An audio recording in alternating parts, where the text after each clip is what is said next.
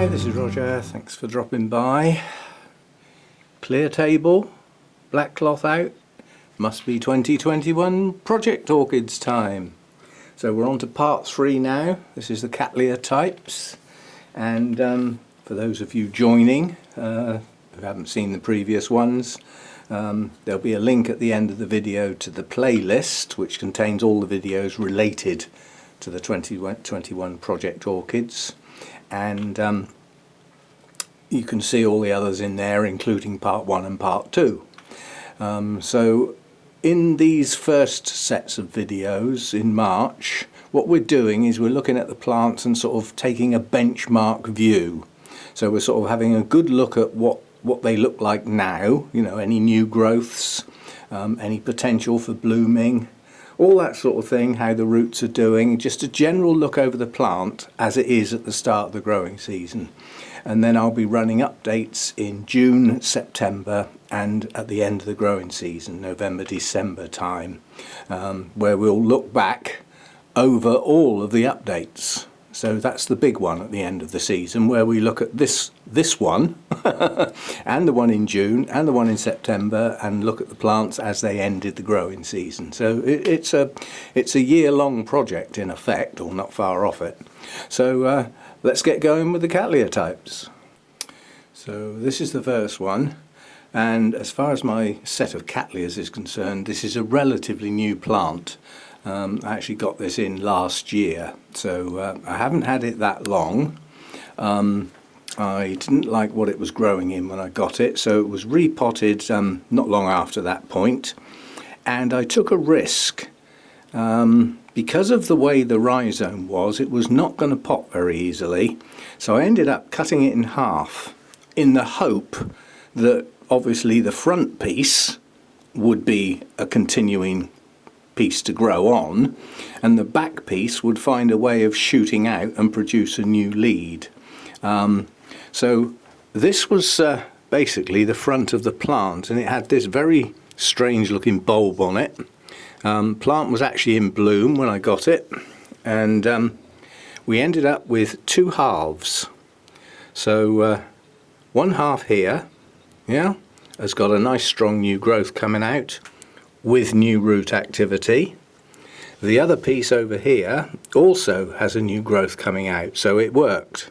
I took a risk and it appears to have worked. Not so sure about that yellowing down there, but I'll keep an eye on it. And so far this piece hasn't done much in the way of roots, but it has pushed out some, and that was a little while ago. So that's the state of play with this. I suspect because the plant's total energy has been reduced, that even though this is a good strong growth, being a Laelia purpurata, it probably won't bloom. But as long as it matures a good sized growth with a nice big leaf on it, it'll be ready for the next one, and the next one probably will.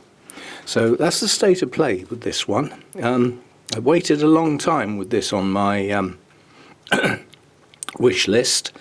I went through all the varieties of purpurata quite a few years ago and picked 2 that I really liked, and one was the variety Atropurpurea, which I eventually got, and we did eventually get to bloom, and the other one was striata, spelt wrong on the tab, I've missed the R out, but it's variety striata. And as I said, I spotted this one in bloom and I thought, we'll have that. I don't need any more purpuratas, 2 is enough. In the UK, they're not the easiest plants to get to bloom because of the short day periods that we get, which doesn't suit them that much. They like full day lengths throughout the year and good light. Probably better light than a lot of other Cattleya types to actually get them to bloom well. So they're not an ideal plant to grow in the UK really, unless you use artificial lighting to keep those day lengths up. But we'll see what we can do. Right, so the next one in effect is a disaster zone. It basically had a lot of rot on it, and I had to take the front lead off, which looked good when I picked the plant up. This was one of Jeff's, and the problem with Jeff's place was that after he couldn't look after his orchids anymore, they were just getting absolutely soaked when somebody could visit to help out. And obviously with Cattleyas, this Cattleya wasn't in the best of medias, it was just soaking wet. So some rots set in. Now whether I can get this to shoot out or not, I really don't know. But you can see where the front lead was taken right off. This pseudo bulb rotted. These two are not happy, but they're firm and solid, although discoloured. So what we've got here is a few old tired roots that may or may not be hydrating the plant, I don't know. But if it can't find a place to grow a new eye, then it's doomed. And it's not going to get a huge amount of time to find a way of doing that, because I'm not into rescuing plants over long periods of time. Especially with this one, you know, it takes up space on a high shelf. It's in a large holy clay pot, which I can't get any more of. So we will see. But this may not be here for the whole project set. It might not make it to the end. Okay, this next one is another relatively new plant. I can't remember exactly when I got it, probably during last year. And basically it's one that I first saw the blooms on this, on Danny's channel, quite a long time ago. And the name just stuck in my mind for some reason. And I actually saw this for sale with a picture of the blooms, and I thought, that's the one.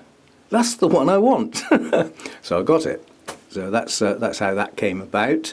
Now this one has got a good strong lead. Let's turn the plant round the other way.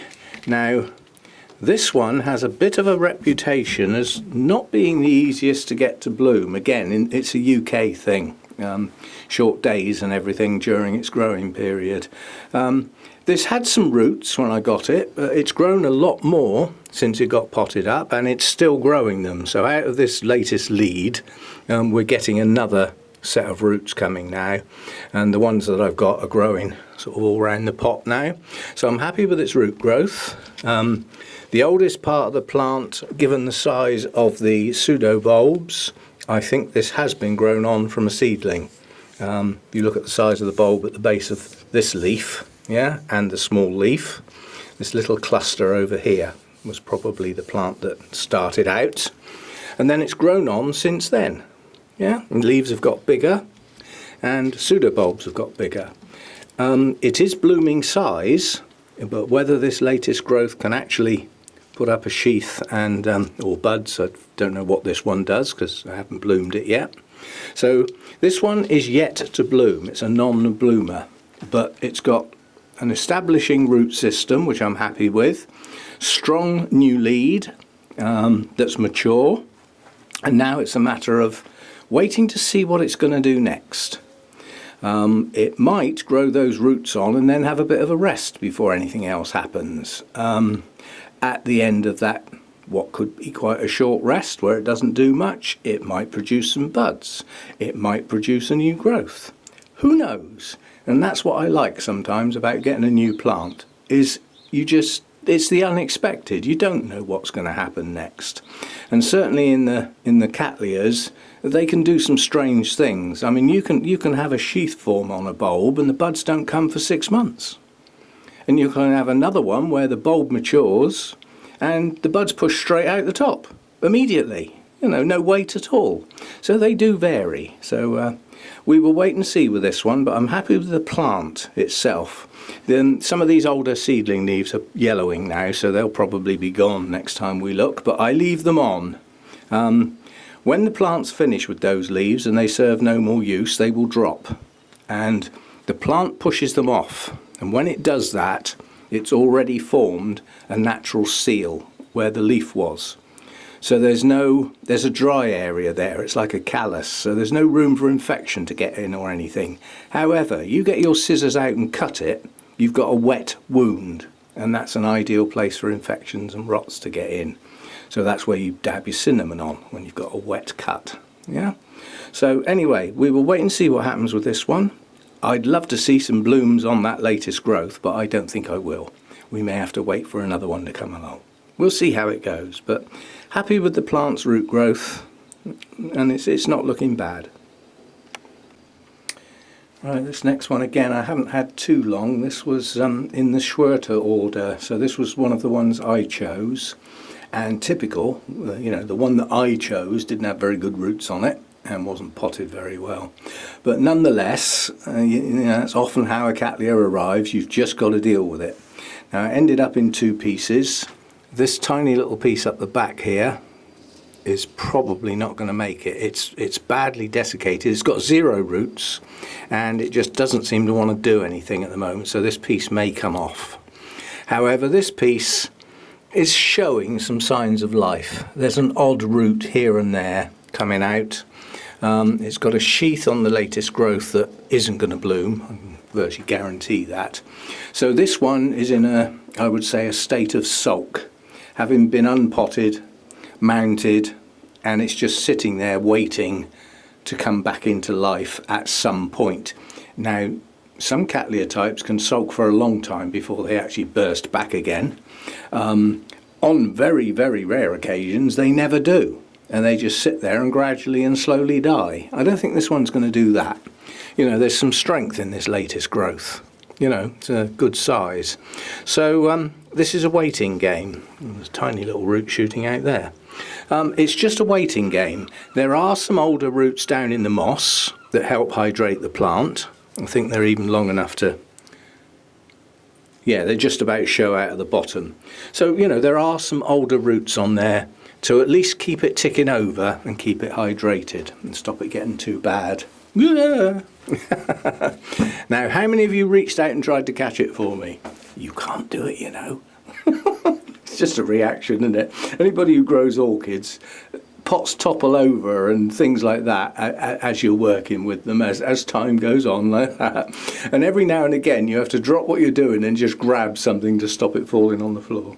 We've all done it. Anyway, so that's this one. I have hopes for it to start growing and push a new growth out and a new root system on the main part of the plant. Now, where it's going to do it from is difficult to tell. Logically, it's here, but it could be over here. It could even be round the back, probably here. So it's a waiting game with this one. This one was chosen for its blooms. It hasn't bloomed yet, and it probably won't bloom in the length of, you know, this project by the end of this growing season. Now, if this was to produce buds, then it would, but I don't think it will. I think we're waiting for another mature growth before we get blooms on this.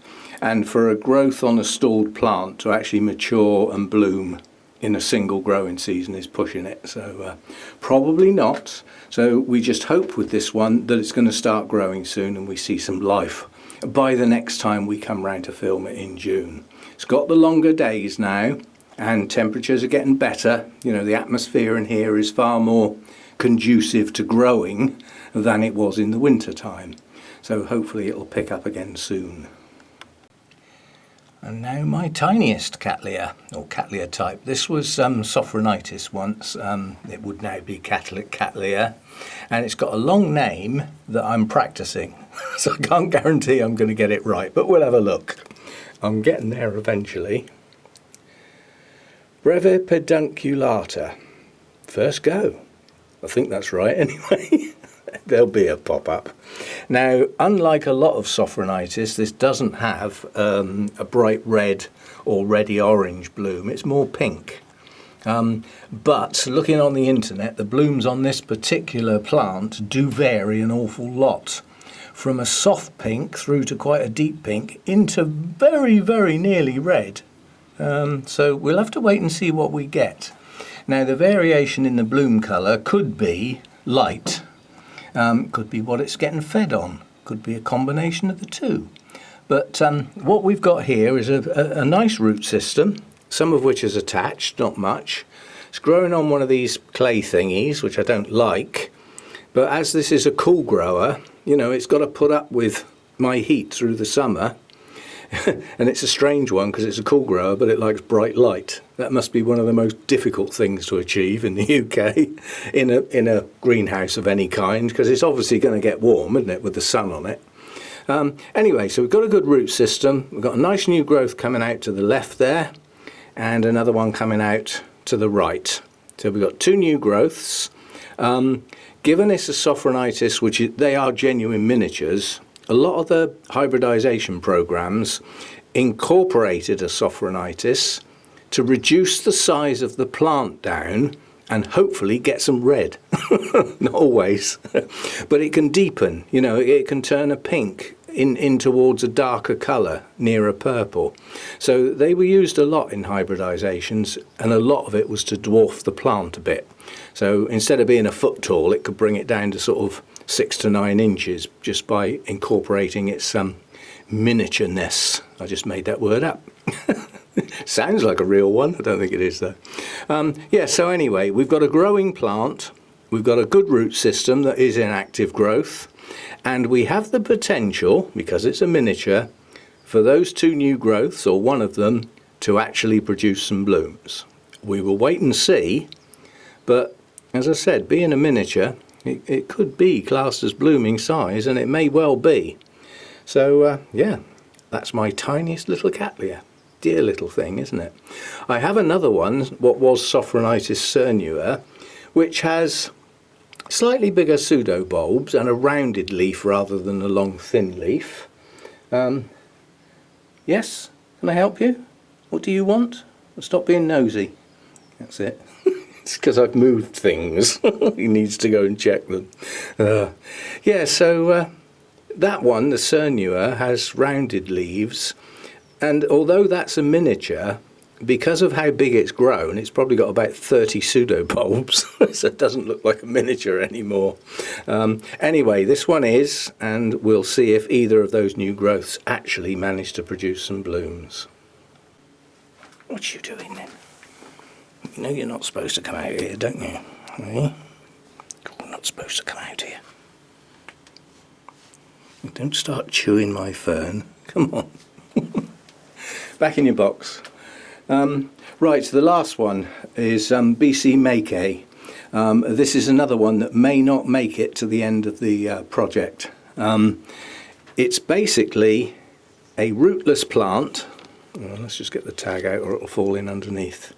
That's standing on some moss to try and get some root growth, which will probably or possibly be accompanied by some new top growth. Yeah, it's not doing at all well. It doesn't seem to be responding to being kept damp, but there's not much else I can do with it. It's desiccating, so slowly but surely it's going downhill. Leaves are starting to yellow, leaving not many green ones. So this may not last, but it had to be worth a go. You know, that's the way I look at it. They're quite sturdy plants, and you know, in good conditions and everything. They're vigorous as well. They really do put on a lot of growth in a season. So it's worth waiting. And again, it's coming into better times with day lengths, temperatures, you know, and as the temperature rises in here, the humidity goes up with it. So it's a much better growing atmosphere that it's going to get, which has already started on the odd day where we get some sunshine. Yesterday it was 26 in here, 80% humidity. You opened the door and walked out here and thought, you just feel things are growing. It's just a feeling you get. So as I say, that's the last one. It may or may not make it. It's been sat on that moss for some time and done nothing. So it's a wait and see. Quite honestly, I don't think it's going to make it. I just get a feeling with this one that it's gone. And it's just taking a long time to actually die. But we'll wait and see. You never know, it might shoot out again. We shall see. Okay, so that's part 3 done. A few in there that might not make it till the end of the season, which is why I bumped the number up to 6. I wanted 5 plants in each part this year, otherwise they get too long. But as I say, there are 2 plants in there that may not make it. One highly unlikely to make it and one very dubious. So, you know, the numbers could go down as we go on. And I've always tried to get a variety in these, you know, where we're following something for a whole season. And I don't want all my best successful plants in these videos. there's little to say about those if you think about it. There's a lot more to say and look at and talk about if a plant's struggling, you know. So anyway, a variety in this part, some doing okay and some not so good. So we will see how they look when we get to June and we revisit them. Thanks for dropping by. See you next time. Oh, part 4, the others, so that's a mixture of all sorts, will follow shortly. Otherwise we're going to run out of March, and I did say I'd get them all done in March. So yes, part 4 will follow in the not too distant future. See you next time.